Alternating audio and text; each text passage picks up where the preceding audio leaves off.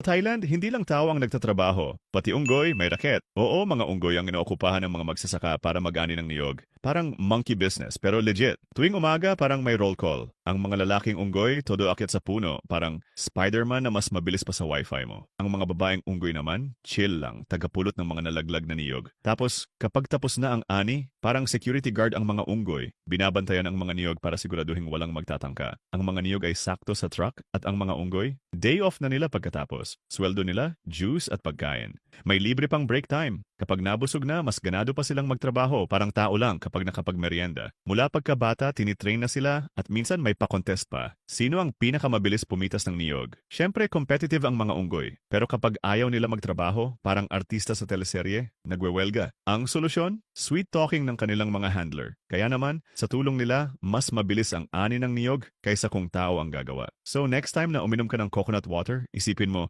baka unggoy ang nag-effort para diyan. Literal na pawis at sipag ng unggoy.